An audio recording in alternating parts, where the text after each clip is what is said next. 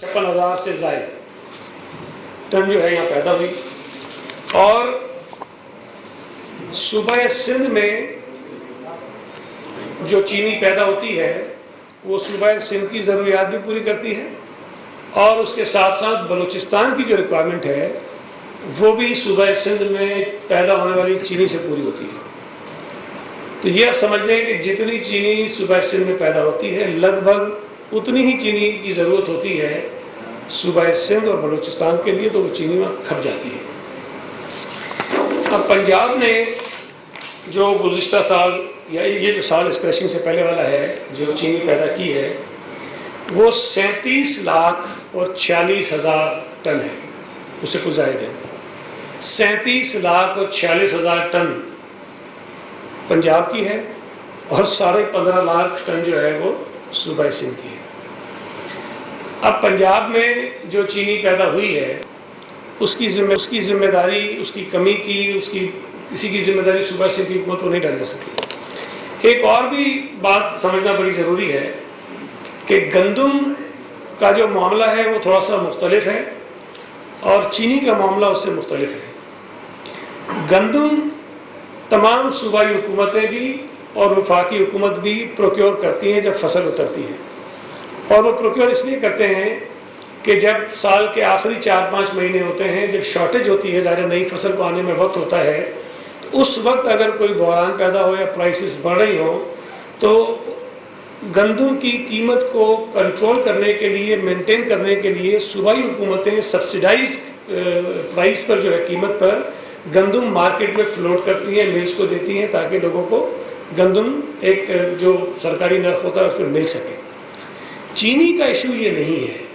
अभी मैं सुन रहा था कोई एक और नया इन्होंने कोई तर्जुमा रख लिया, पता नहीं 300-400 तो पहले थे, कोई 2-4 और आ गए। वो ये फरमा रहे थे कि सिंध हुकूमत ना मिलें चला रही है और ना ही फेडरल गवर्नमेंट ने जो चीनी इंपोर्ट की है हमसे मांग रही है। भाई सूबाई हुकूमत चीनी नहीं मांगती है, चीनी मिलों से भी ब्रोकर्स उठाते हैं और वो ब्रोकर जो है वो मार्केट में जाकर चीनी को सेल करते हैं। इसी तरह से जो फेडरल गवर्नमेंट चीनी इंपोर्ट करती है वो चीनी टीसीपी के पास होती है और वो टीसीपी से चीनी भी ब्रोकर्स उठाते हैं और फिर मार्केट में फ्लोट करते हैं, फिर मार्केट में ले जाते हैं। इसमें जो मेरी मालूमात है कि गालिबन अगस्त के महीने में ये जो शुगर मिल एसोसिएशन वाले हैं इन्होंने फेडरल गवर्नमेंट को बताया था कि आगे चलकर चीनी के क्राइसिस पैदा हो सकते हैं।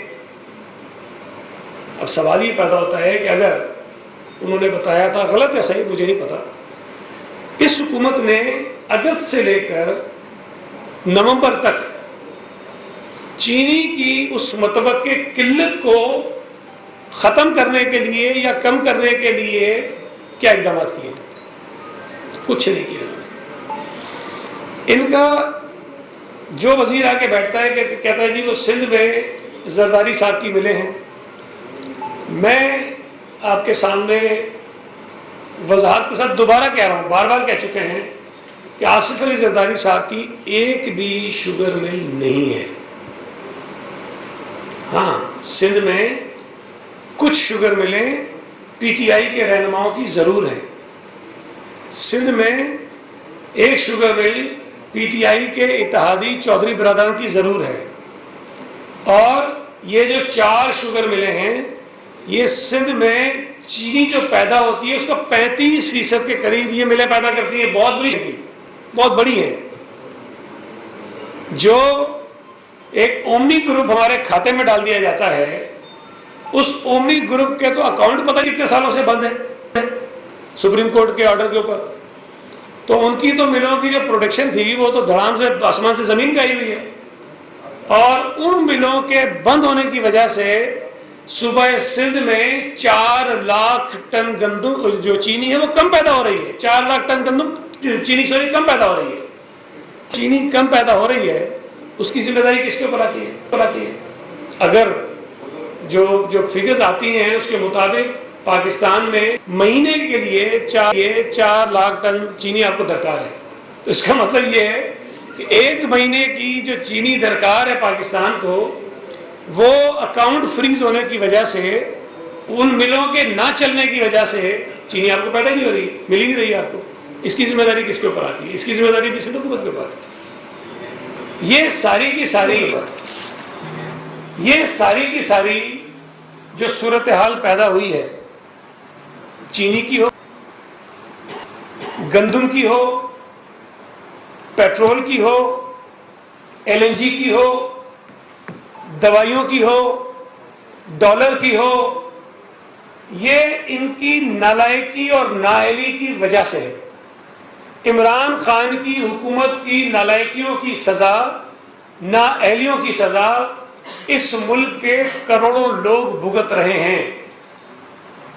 چینی جو اس منحوس حکومت کے آتے وقت 50 روپے کی تھی، آج وہ 150 روپے کو بھی کراس کر گئی. پیٹرول کی قیمت 15 ستمبر 2020 تقریباً ایک سال پہلے 74 روپے تھی، آج 145 روپے ہے. تقریباً 100% سے زیادہ اضافہ ان 13 مہینوں میں پیٹرول کی قیمتوں میں ہوا ہے، اور مزید اضافہ بھی ہو سکتا ہے. انہوں نے ایک مرتبہ بغیر، نارملی تو اوگرا بتاتا ہے نا کہ جی بین الاقوامی مارکیٹ میں پیٹرول مہنگا ہو گیا ہے، لہذا یہاں قیمت اتنی بڑھا دیجئے، پھر حکومت کی مرضی ہے کم کرے بڑھائے جو بھی کرے.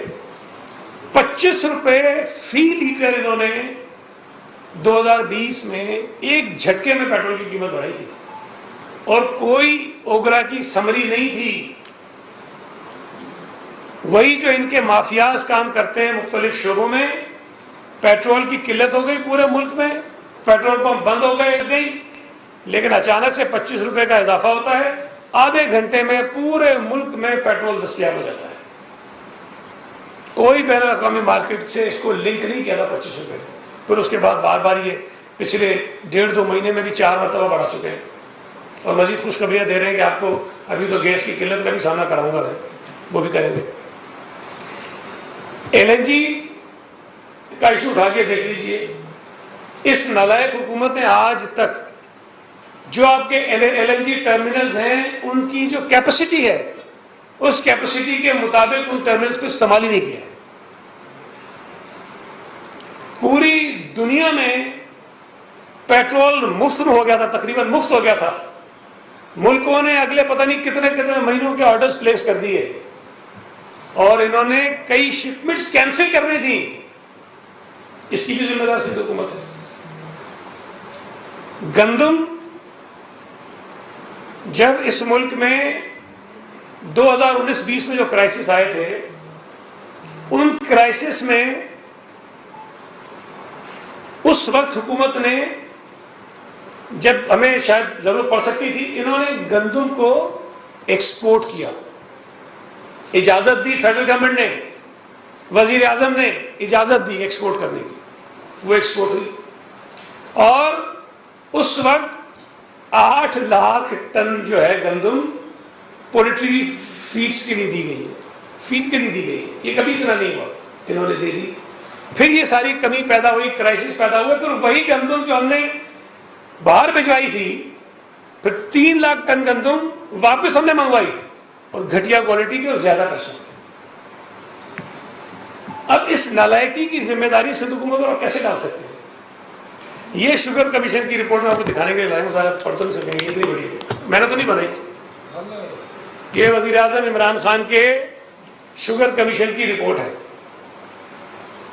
اور اس رپورٹ کے آنے کے بعد وہ آج کا کلپ بڑا چل رہا ہے، سوشل میڈیا پہ بھی ہے، ٹی وی پہ بھی ہے، جس میں وزیر اعظم کہہ رہے تھے اب ہمیں سب پتہ چل گیا ہے چینی کا، ہمیں سب پتہ چل گیا ہے کہ کیا ہو رہا تھا، ہم چھوڑیں گے نہیں کسی کو. اور اب جو ہے وہ چینی مہنگی نہیں ملے گی، آپ کو سستی ہوگی. اس کمیشن کی رپورٹ میں جو بتایا گیا ہے کہ 32% سے زائد جو ملک میں چینی پیدا ہوتی ہے وہ PTI کے رہنماؤں کے ملوں میں پیدا ہوتی ہے، 32% سے زیادہ.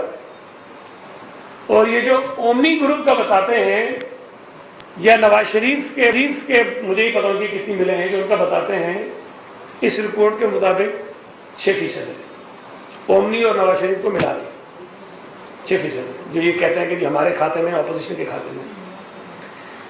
اس کمیشن کی جب رپورٹ آئی اور اس میں جب بہت ساری چیزیں بتائی گئی کہ جی کیا کیا کچھ مل اونرز نے کیا ہے, ہم نے مطالبہ کیا اس وقت بھی کہ جناب کوئی کارروائی کریں, تو کہا گیا کہ اتنی بڑی رپورٹ کے بعد اس کا فورنزک ہوگا, بھی فورنزک ہوگی اس کی ساری رپورٹ کی, اس کے بعد ایکشن لیں گے. اب مجھے نہیں پتا فورنزک کرانے کے لیے مزید کتنے سال ان کو درکار ہے.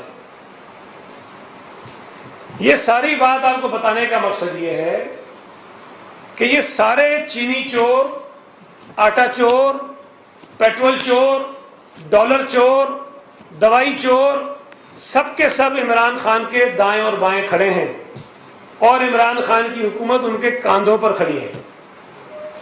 اگر عمران خان واقعی جو کہتا ہے کہ میں کرپشن کے خلاف ہوں اور میں کارروائی کروں گا اور میں نہیں چھوڑوں گا, تو سب سے پہلے ان لوگوں کے خلاف کارروائی کرے جن کے شواہد اس کے اپنے بنائے ہوئے کمیشن نے دیے ہیں اس کو, چاہے وہ گندم کے حوالے سے ہو, چاہے وہ چینی کے حوالے سے ہو. آپ کو یاد ہوگا کہ ایک مرتبہ کوئی خبر آئی کہ وہ بھارت سے کوئی دوائیوں کی اجازت دے دی گئی ہے منگانے کی, اور عمران خان صاحب نے نوٹس لے لیا اس پہ. اچھا, مطلب میں کہتا ہوں شرم بھی نہیں آتی ہے, اتنے بے شرم سے وہ نوٹس لیتے ہیں. کراچی میں وزیر اطلاع سندھ سعید غنی پریس کانفرنس